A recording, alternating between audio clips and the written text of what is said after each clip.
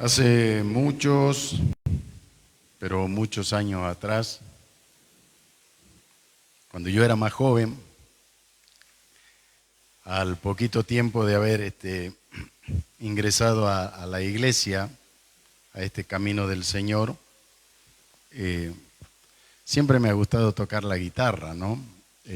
Hubo un tiempo que, gracias a Dios, porque tenemos todo un ministerio hoy en día, ¿no? Pero en aquello tiempo era la guitarra, mi voz de tarro y las pocas notas que sabía hacer, y con eso alabábamos y adorábamos al Señor.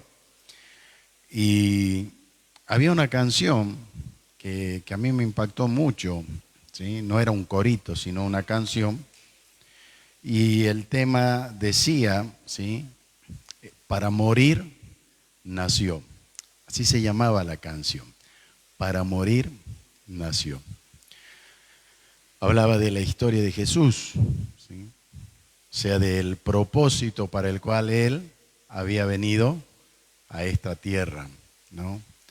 Y siempre yo me ponía a pensar, y hoy me pongo a pensar también, cuán duro y cuán difícil debe haber sido en el alma, en la mente, en el corazón de nuestro Señor Jesucristo, saber que Él había venido a esta tierra, pero había venido con un propósito que era el tener que morir.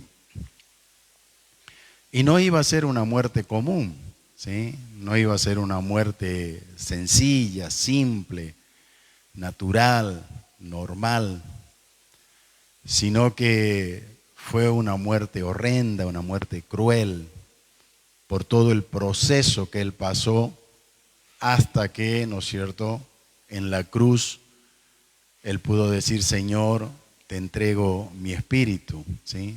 Te entrego todo mi ser, consumado es, la obra se terminó.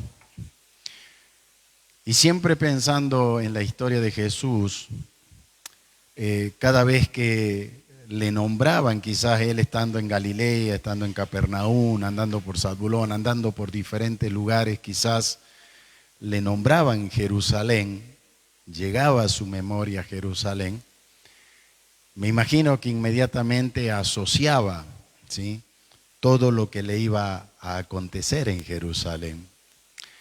Y sin embargo, Jesús nunca sacó de su mirada, de su visión, a Jerusalén, ¿sí? Siempre en su mente y en su corazón era Jerusalén, Jerusalén, Jerusalén. Tal es así que en algún momento del ministerio, Jesús le dice: bueno, la obra aquí ya se está terminando en esta zona, es necesario que vamos a Jerusalén, y porque allí es necesario de que el Hijo del Hombre tenga que padecer, pasar esto y esto y esto y esto para cumplir, ¿sí?, con la obra que el Padre le había encomendado.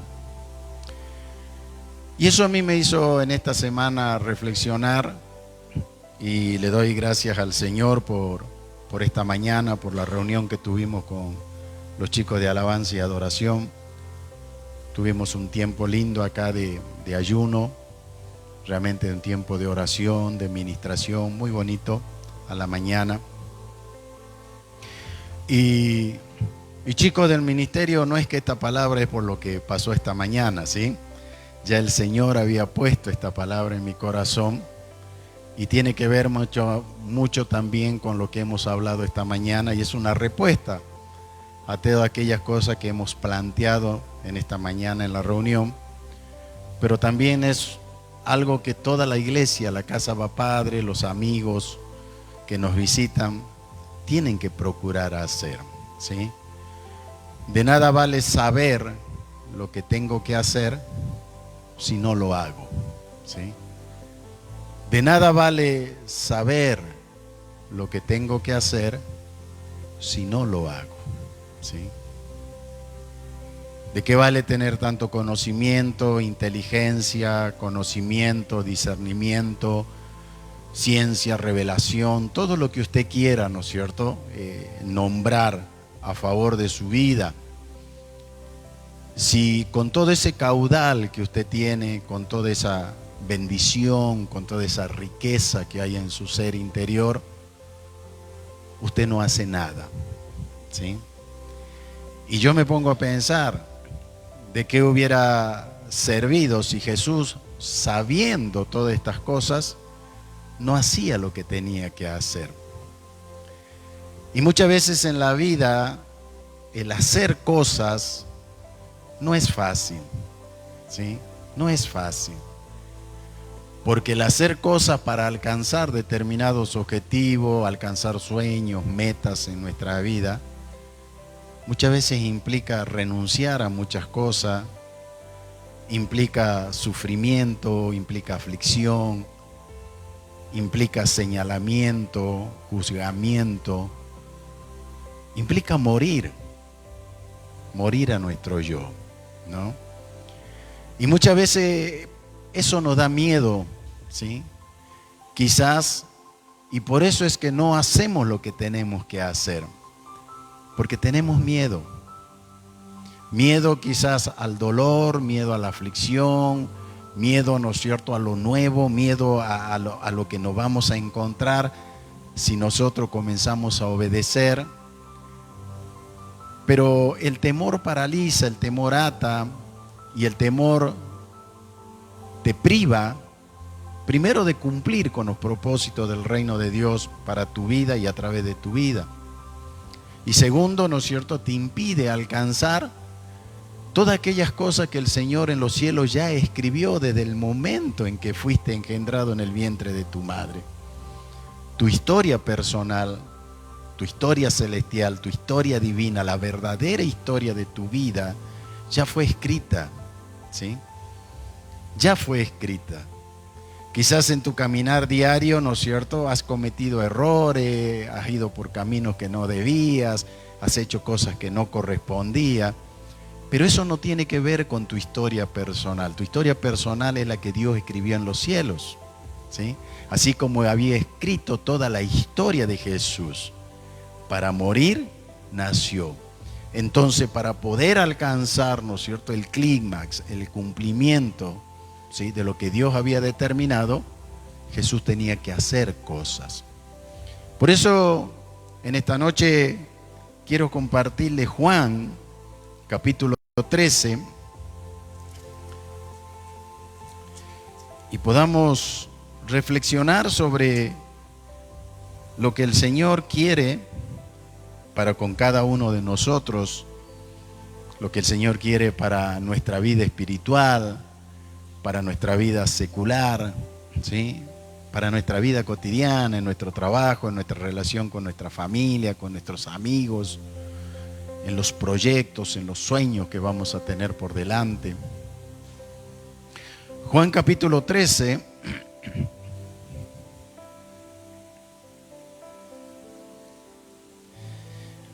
es algo interesante porque este pasaje habla de el Señor de señores y Rey de reyes lavándole los pies a los discípulos, ¿sí? El Rey de reyes, el Dios creador de los cielos, lavándole los pies a los discípulos. Necesidad, pero nadie hizo lo que tenía que hacer. Todos sabían que tenían sus patitas sucias, ¿sí?, pero nadie. ¿De qué vale saber qué es lo que debo de hacer si no lo hago? Jesús dijo: si sabéis estas cosas, bienaventurados seréis si las hicieres. Fíjense, saber, bienaventurado, hacer. Este versículo a nosotros nos anima a actuar en esta vida consciente de que si nosotros aplicamos la verdad de Dios en todas aquellas cosas que Él ha iluminado nuestro entendimiento, que nos ha dado claridad, nos ha dado luz, ¿sí? Nos sacó de las tinieblas, nos iluminó el entendimiento. Si nosotros aplicamos esas verdades a nuestra vida, nosotros vamos a ser bienaventurados. No por saberlas, sino por hacerlas. Somos bienaventurados no por saber, no por recitar tantos versículos, no por hacer tantos seminarios, que es necesario crecer en el conocimiento de la palabra del Señor. Pero somos bienaventurados cuando lo que sabemos, lo hacemos.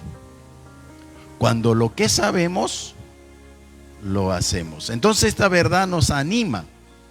Y esto no es solamente para aplicarlo, como siempre le digo, en las cuestiones espirituales. Porque primero para el espíritu, luego para el alma y luego para el cuerpo. Porque la palabra es un todo integral que afecta toda nuestra manera de vivir.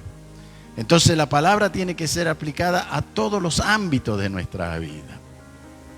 Entonces nos dice que la verdadera bendición que el Señor da a los que escuchan la palabra, a los que reciben el conocimiento, a los que reciben la información, no está tanto en la acumulación, sino en la acción, en la práctica del conocimiento que usted tiene. Por ejemplo, ¿qué cosa usted sabe? ¿Qué cosa usted todo este tiempo ha conocido desde que se ha convertido al Señor? ¿Sí? ¿Qué cosa usted sabe? ¿Qué cosa Dios ha iluminado su entendimiento? ¿Qué cosa Dios le abrió su entendimiento? ¿Y cuántas de esas cosas usted las ha puesto por práctica hasta el día de hoy? Por ejemplo, usted sabe que tiene que amar, ¿sí o no? ¿Cuánto ha amado? Usted sabe que tiene que perdonar. ¿Cuánto ha perdonado? Usted sabe que temprano tiene que buscar al Señor, ¿sí? ¿Cuánto en esos tempranos usted le ha buscado? Y podríamos, ¿no es cierto?, enumerar un montón de cosas. Usted sabe que tiene que ser diligente, ¿sí? Usted sabe que tiene que redimir tiempo. Usted sabe que tiene que ser prudente. Usted sabe que tiene que ser esto. Usted sabe que tiene que ser aquello. Usted sabe que tiene todo. Ahora, de todo lo que usted sabe, ¿cuánto, no es cierto?, usted ha hecho, está haciendo y seguirá haciendo el día de mañana. Porque en ese hacer está la bendición de Dios para su vida. Está lo que Jesús dice: bienaventurados son. Y ya vamos a ver lo que significa la palabra bienaventurado. Entonces este versículo, aunque parece algo muy simple, ¿sí?, es un desafío, pero también es una promesa poderosa para cada uno de nosotros. Poderosísima, ¿sí? De saber, recién nosotros cantábamos algo muy bonito, muy sentido en el alma, ¿sí? Mi mejor adoración es mi obediencia, ¿sí? Y obedecer es hacer. Obedecer es hacer, no solamente conocer, es hacer. Lo poquito que sé, pero lo hago. Porque en lo que yo hago viene el respaldo de la promesa del Señor, porque yo estoy haciendo la voluntad de Dios para mi vida y para el cumplimiento de sus propósitos. Hay muchas cosas que nosotros sabemos en la vida, pero que no hacemos. Hay muchas cosas que sabemos, y no lo lleve solamente a la parte espiritual, ¿no? Hay muchas cosas que usted sabe. Por ejemplo, usted sabe, un ejemplo sencillo, que si usted no arregla esa gotera que tiene en el techo, que hoy es chiquitita, mañana esa gotera, ¿no es cierto?, va a ser mucho más grande. Y el daño que usted va a sufrir por no haber arreglado eso cuando era chiquitito, va a ser mucho más grande. ¿Por qué?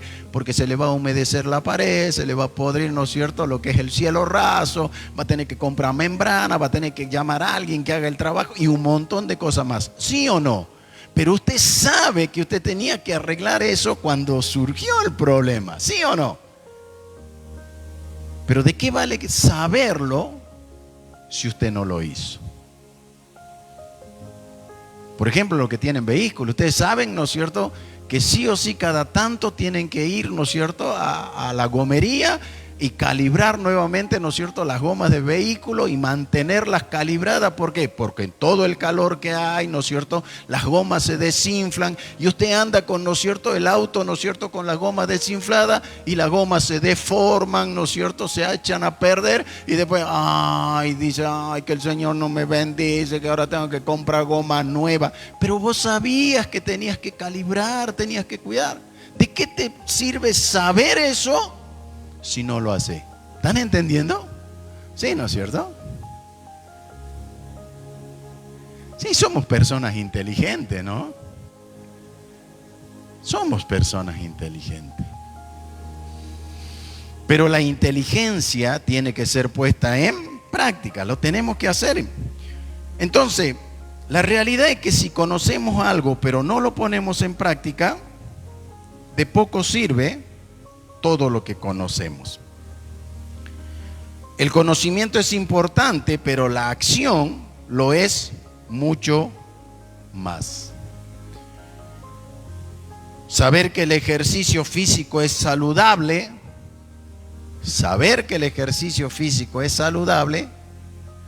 no hacer ejercicio no te hace una persona saludable. Saber que la oración mueve montaña, no orar no mueve las montañas. Saber que en estas cosas, estudiar, prepararte, ¿no es cierto?, para un examen, ¿no es cierto?, y no estudiar no hace que vos aprobes el examen.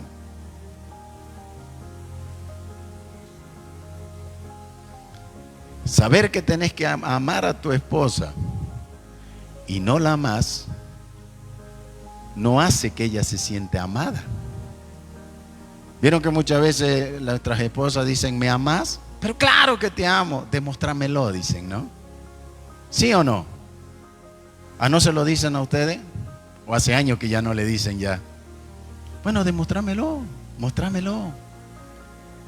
Lo que decís, hacelo.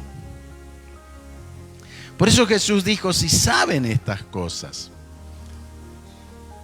¿Cuántas cosas usted sabe del reino espiritual? ¿Cuántas cosas usted sabe de la palabra del Señor? ¿Cuántas cosas usted sabe de aquellas cosas que van a abrirles puertas de bendición, pero todavía no las está haciendo? Entonces usted se está perdiendo, ¿sí?, esta promesa de Jesús para su vida. Bienaventurados son si las hicieren. La práctica de la fe cristiana está íntimamente ligada con la vida cotidiana. ¿Por qué le digo esto? Porque la práctica de la fe no es solamente los días jueves y los días domingos cuando hay culto, donde vamos a la iglesia para ver, ¿no es cierto?, prodigios, maravillas, señales, a Dios obrando, a Dios proveyendo, a Dios sanando, a Dios hablando, a Dios esto, a Dios haciendo, Dios fortaleciéndome. No. La práctica de la fe es cotidiana. Comienza desde el mismo momento en que usted abrió sus ojos, ¿sí?, temprano a la mañana, y finaliza cuando usted cierra sus ojos a la noche, al ir a descansar. Pero aún dice la palabra que estando en el descanso el Espíritu Santo sigue ministrando a su vida. Pero quiere decir entonces que mientras usted tiene conciencia y usted está consciente, 8 horas, 12 horas, 15 horas, 20 horas, esa fe que usted dice tener, ese conocimiento de fe que usted dice tener, que ese conocimiento del Dios Todopoderoso que usted declara, es algo que se tiene que vivir, usted lo tiene que vivir. Usted lo tiene que manifestar. Porque si no, ¿de qué te sirve, no es cierto, saber tantas cosas de Dios? O conocer tantas cosas que Dios pide que tú hagas, si después no la hacemos. No es cuestión de aprender teorías, es cuestión de practicar las teorías. No es cuestión de aprender doctrinas, es necesario practicar las doctrinas, toda la enseñanza que se nos transmite. Muchas veces nosotros nos preguntamos qué podemos hacer hoy para poner en práctica lo que sabemos. ¿Cómo puedo aplicar la verdad de Dios en mi vida, en mi trabajo, en mis relaciones personales, en mi servicio a los demás? Y la única manera es haciendo. Haciendo lo que Dios te pide que hagas en el lugar donde tú te encuentras. Sé luz, sé sal, sé la voz que clama en el desierto, sé la mano que levanta al caído, sé la voz que consuela el alma herida de los que están a tu alrededor. Sé el abrazo que apapacha a alguien en su momento, ¿no es cierto?, de tristeza y de angustia. Sé la palabra de guía, sé la palabra de reprensión, sé la palabra de exhortación, sé la palabra que guía.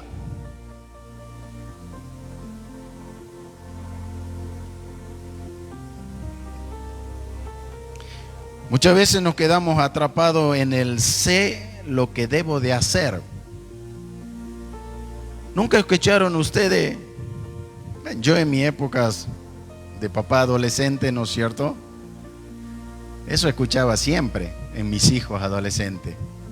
Sí, yo sé lo que tengo que hacer. Sí, yo sé lo que tengo que hacer. Otra vez me va a decir lo mismo. Y claro, pues si no lo hace. Algo tan simple y tan sencillo. ¿Ya tendiste la cama? ¿Sí o no? ¿Ya tendiste la cama? ¿Arreglaste tu cuarto? Muchas veces nosotros lo quedamos en esto. Y hasta en grande muchas veces decimos, pero usted no tiene nada que decirme, usted no tiene nada que enseñarme, si yo sé lo que tengo que hacer. ¿Y por qué no lo hace? Entonces, si vos empezás a hacer las cosas, yo ya no te voy a enseñar más. Ya no te voy a molestar más, ya no te voy a hacer cargoso. ¿Sí o no? En la empresa, el patrón le dice al empleado, ¿sabes cómo hacerlo? Sí, sí, sí, sí. Quédese tranquilo, jefe. Sí, sí, no, yo lo resuelvo. El patrón se va, vuelve, ¿no es cierto? Y, no, ya lo voy a hacer, enseguidita lo voy a hacer. Hay cosas que nosotros podemos postergar de hacer, ¿sí? Que no son tan trascendentes en la vida. Pero hay cosas que nosotros no podemos postergar a hacer, tenemos que hacerlas sí o sí.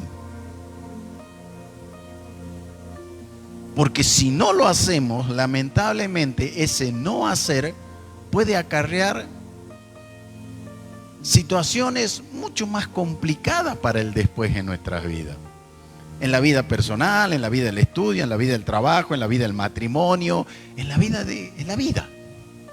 Porque de eso se trata, de vivir la vida, pero bajo los principios y los valores que el Señor nos muestra en su palabra. Entonces no te quedes, ¿no es cierto?, encerrado en una nube ni en una nebulosa. Sé lo que tengo que hacer, pero no lo estás haciendo.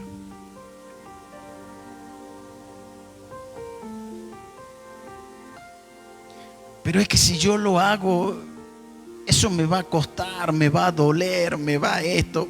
Pensá en Jesús, nuestro ejemplo, a quien nosotros tenemos que imitar. todo lo que Jesús sabía era doloroso. Isaías 53.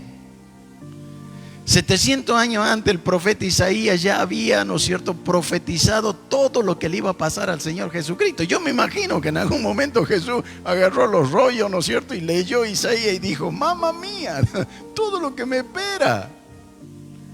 Pensar que todo esto, lo que está diciendo el profeta, me va a pasar a mí. Pero para que yo llegue a esto, tengo que pasar por todo este proceso. Alguien dijo una vez: todos quieren tener, ¿no es cierto?, la gloria, podríamos decir, el triunfo de Jesús, pero nadie quiere pasar por el proceso que Jesús pasó. Proceso de pesebre, el proceso de la carpintería, el proceso del desierto, el proceso del desarrollo de su ministerio, el proceso del abandono de sus amados, el proceso de la crucifixión.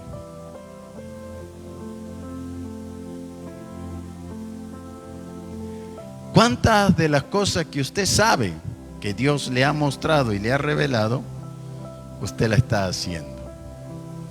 ¿Y cuántas de las cosas que Dios le ha mostrado a usted, usted no la está haciendo? ¿Por qué? Porque usted considera que es demasiado doloroso hacerlo. No, implica dejar muchas cosas, implica renunciar a muchas cosas, implica morir a mí mismo, implica esto. Mejor, hasta acá nomás, hasta casito nomás.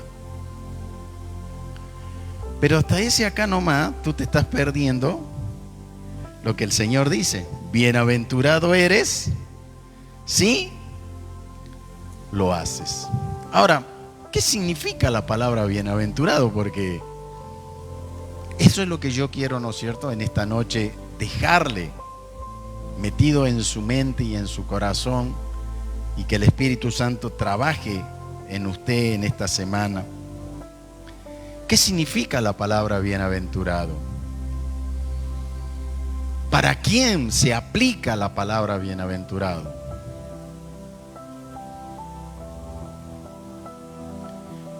En su significado más profundo, la palabra bienaventurado significa experimentar esperanza y alegría independientemente de las circunstancias que yo esté pasando.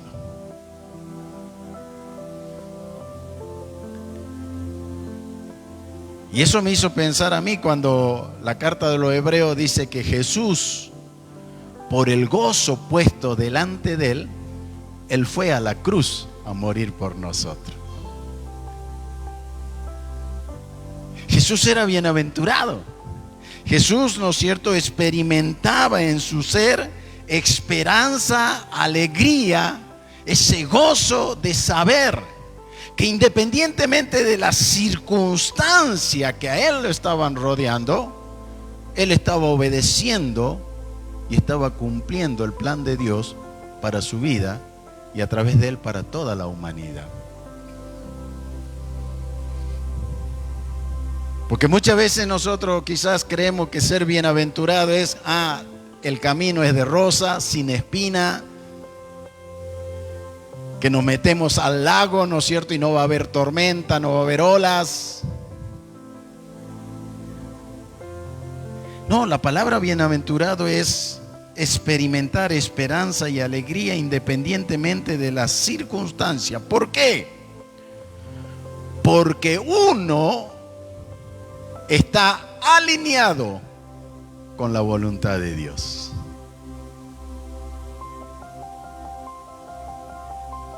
Si sabes esta cosa, bienaventurado eres. Si sabes, si te alineas con mi palabra, si sigues mi verdad, si vas por el camino angosto, si haces las cosas que yo te digo, tú vas a ser bienaventurado a pesar de tus aflicciones, a pesar de tus tormentas, a pesar de tu esto, a pesar de aquellas cosas que pasan en tu vida. y alrededor de tu vida.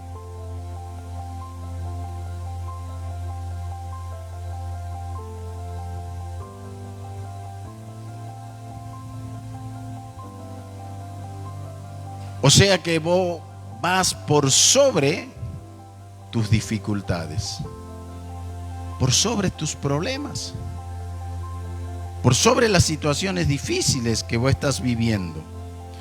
No se trata solo de una felicidad superficial o momentánea, porque para eso están las cosas de este mundo, ¿sí? Las cosas de este mundo te dan felicidades superficial y momentánea, ¿sí o no? A ver, oh pastor, gloria a Dios, mire el equipazo de aire acondicionado que me compré. ¡Wow! Dios me proveyó, Dios esto, Dios aquello.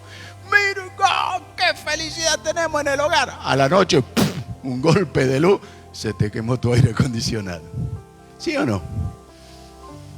Típico en Tartagal, ¿no? Con todos los problemas de luz que tenemos, así que, ¿ah? Entonces tu felicidad es momentánea. Eso no es ser bienaventurado.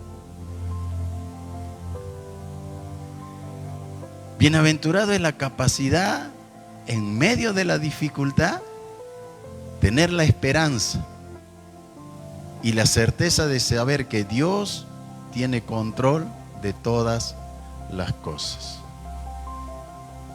Y que vos no vas a negociar tu obediencia, aunque te duela, aunque tengas que dejar, aunque tengas que renunciar, aunque te abandonen, aunque esto o aunque esto otro, aunque te canse dolor en tu alma, tú vas a seguir siempre hacia adelante. El bienaventurado en la Biblia, a ver, vean un poquito. Mateo, y es solamente para lectura nada más. Mateo, fíjense. ¿Ya saben a dónde voy a ir? Algunos ya saben, ¿no?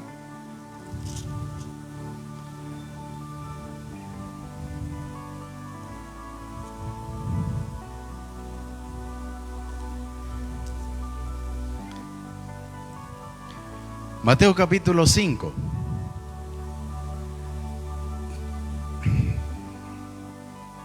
Porque parece ser que hoy por todas las enseñanzas que hay alrededor, ¿no es cierto?, del mundo entero, los bienaventurados en la iglesia son solamente los que están sanos, los que están prósperos, los que tienen trabajo, los que comen caviar todos los días, los que nunca tienen un problema en el matrimonio, los que nunca... Parece que esos son los bienaventurados, ¿no? Son solo los que suben al tercer cielo y tienen un encuentro personal allá con Dios, los ángeles, los arcángeles y todo lo demás. Porque parece que ser bienaventurado significa que vos aquí en la tierra no tenés que tener problemas. Nadie te tiene que contradecir, nadie te tiene que señalar. No, porque vos sos vos. Y no es así. Eso es falsa enseñanza. Eso es falsa enseñanza.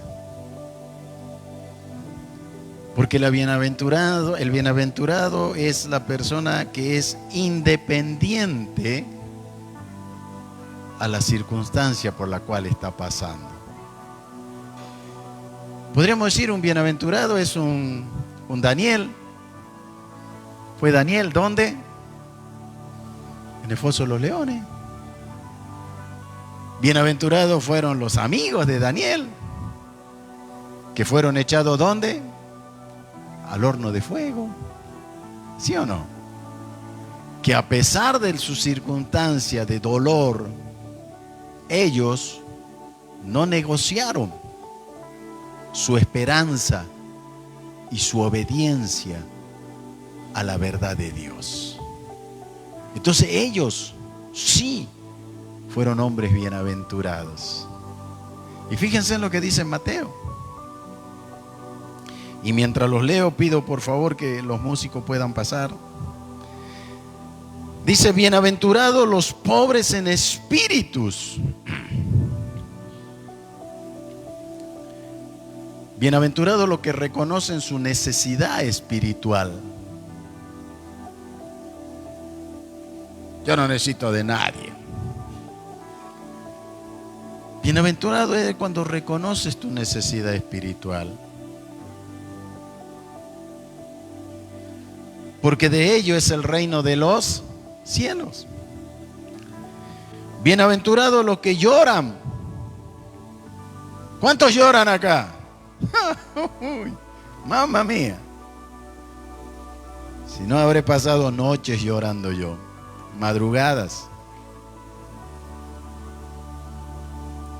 Y muchas veces hasta en mi propio trabajo me tuve que encerrar en un baño a llorar por las cosas que pasan alrededor de uno. Incomprensiones, injusticias. Bienaventurados los que lloran, porque ellos recibirán ¿qué? Consolación. Dale, llorá, hermano, llorá, sacar lo que tengan. No, los hombres no lloran. Y bueno, vas a recibir consolación, pues entonces. Te vas a quedar con el entripado ahí adentro, hermano. ¿Vieron? Las mujeres son más propensas a llorar rápido, ¿no? Ellas lloran, se desahogan. Y nosotros los hombres, ahora le hablo a los hombres lloran. No, pastor, no es de macho llorar.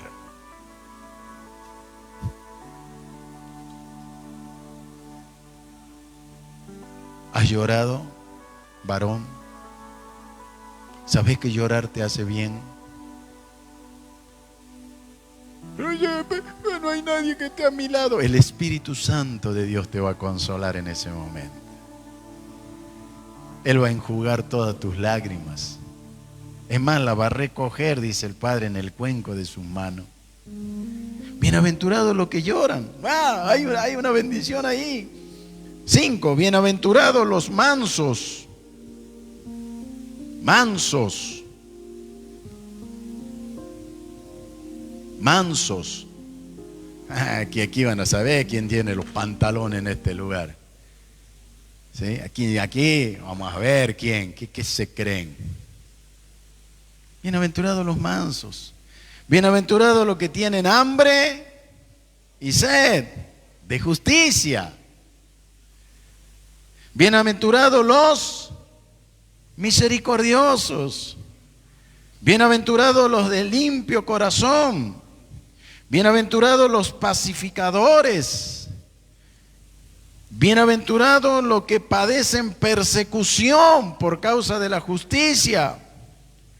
Bienaventurados sois cuando por mi causa os vituperen y os persigan y digan toda clase de mal contra vosotros mintiendo. Gozaos y alegraos porque vuestro galardón es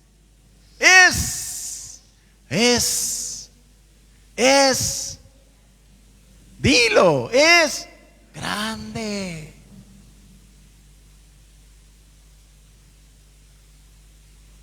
O sea, te dice, bienaventurado eres cuando todas las cosas te van bien. No.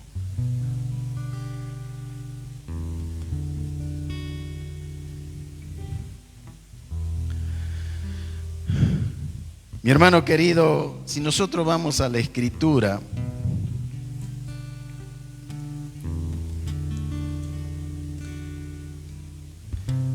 si leemos la Biblia, no es necesariamente quien disfruta de riqueza, salud perfecta o éxito el que es bienaventurado ante los ojos del Señor. ¿Se acuerda de de Lázaro y el rico? ¿Se acuerdan de esa historia que Jesús contó? Lázaro y el rico. El rico tenía todos los placeres del mundo. Lázaro tenía todos los sufrimientos del mundo. Pero cuando ambos murieron, El galardón de Lázaro fue el seno del Señor. Del rico no. Porque el galardón para Lázaro fue grande. Grande. Grande. ¿Se acuerda de Job? ¿Se acuerda la historia de Job? Todo el proceso que pasó. Y sin embargo, en todo tiempo él dijo: Dios dio, Dios quitó. En todo sea el nombre de mi Dios bendito. ¿Cómo terminó la historia de Job? Multiplicado, grande en bendiciones. Ahora, ¿de qué nos vale saber todas estas cosas si nosotros no lo hacemos?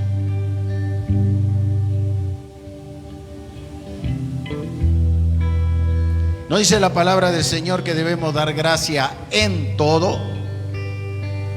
No por todo, ¿no? En todo momento.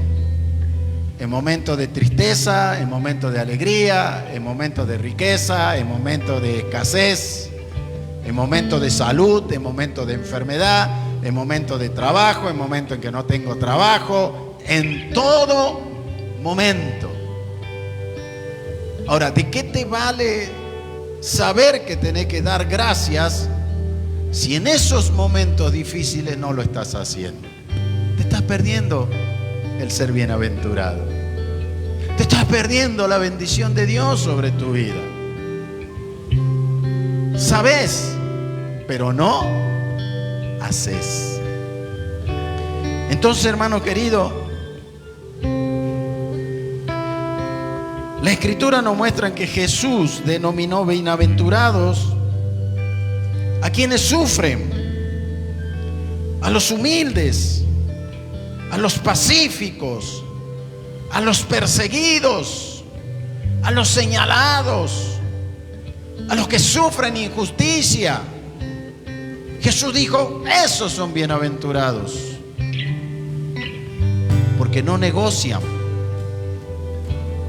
la verdad que Dios puso en sus corazones.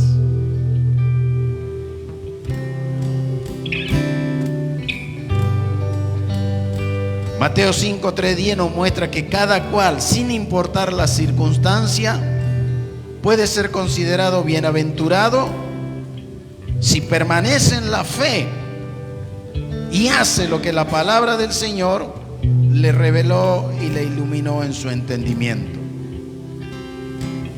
Ser bienaventurado es más que estar feliz.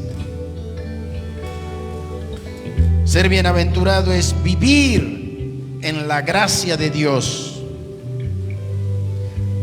Ser bienaventurado es disfrutar del favor de Dios. Ser bienaventurado es tener esperanza contra esperanza de que las promesas que el Señor te dio se van a cumplir.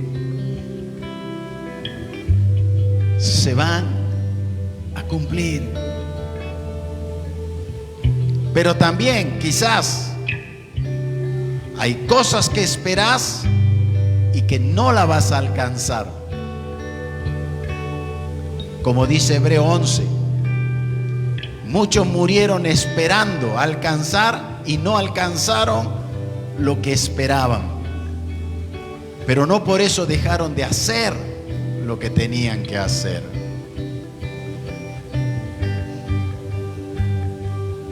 Sabes que esta noche celebramos símbolos, ¿no es cierto? ¿Sí o no? Y usted sabe que el símbolo del pan y el vino es el filtro, es el colador que el Señor usa. Que no tendría que usarlo, porque nosotros tendríamos que tener una práctica dinámica de confesión, arrepentimiento, cambio, confesión, arrepentimiento, cambio, confesión, arrepentimiento, cambio, ¿sí? Pero muchas veces, como sabemos muchas cosas y no las hacemos, y el Señor quiere que hagamos, Él nos pone frente a la mesa, nos pone frente al pan, nos pone frente al vino. ¿Para qué? Para que nosotros nos examinemos a nosotros mismos.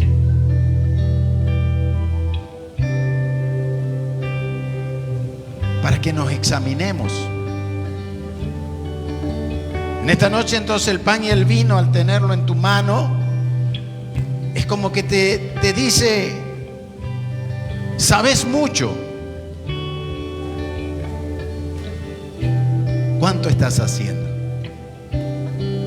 ¿Cuánto estás haciendo? ¿Cuánto estás haciendo?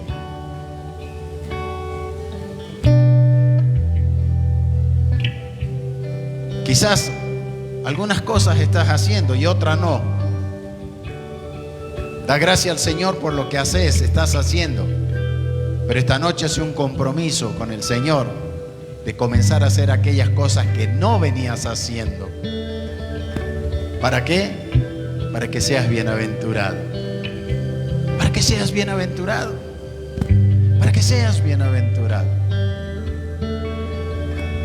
Cierra tus ojos un momento y ora allí, en la presencia del Señor. Habla con Él.